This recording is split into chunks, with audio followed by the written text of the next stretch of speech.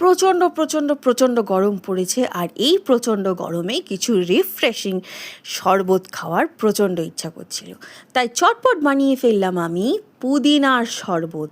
যদিও বা কেমন হয়েছে এটা তোমরাই বলতে পারবে দেখে, খেয়ে নয়। তো পুদিনা পাতাগুলোকে ভালো করে ধুয়ে ব্লেন্ডারে দিয়ে দিলাম, তার সাথে দিয়ে দিলাম হাফ চামচ চাট মশলা, তার সাথে দিয়ে দিলাম হাফ চামচ বিট নুন, তারপর দিয়ে দেব এবার জল দিয়ে দেবো। আর জলটা না ভীষণ ঠান্ডা হতে হবে। ও সরি চিনি বলতে তো ভুলেই গেছিলাম, চিনি দিয়ে দিচ্ছি। আচ্ছা, চিনিটা কিন্তু মিনিমাম 4-5 চামচ লাগবেই, কারণ পুদিনা পাতার একটা কষা কষা ভাব আছে, এর সাথে লেবু পড়বে, তো 4-5 চামচ চিনি আমি দিয়ে দিলাম।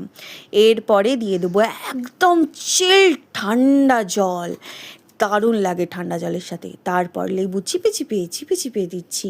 আচ্ছা, এই যে সিডসগুলো আছে, তোমরা দেখে আবার ভেবো না যেন সিডস সমেতই আমি ব্লেন্ড করেছি। আমি কিন্তু সব সিডসগুলোকে তুলে নিয়েছিলাম, সেটা ভিডিওতে অবশ্যই দেখাইনি।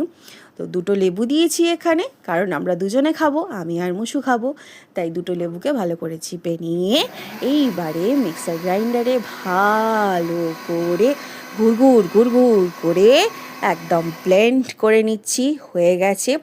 অবশ্যই শরবতটা ছাঁকতে হবেই, না হলে কিন্তু পাতা কিছু কিছু মুখে লাগবে আর একটা কষা ভাব থাকবে। তাই অল্প করে সেই শরবতের যে শিরাটা, একদম গাঢ় শিরাটা দিয়ে দিলাম, তার ওপরেও চিল ঠান্ডা জল দিলাম। একটু বরফ হলে তো আরও ভালো, সেটা তোমাদের চয়েস অবশ্যই। এরপরে সার্ভ করার পালা। খাবো অবশ্যই আমি আর মুসু, আর কেউ নয়। এবারে আমরা খাবো, দেখি মুসু কি বলছে।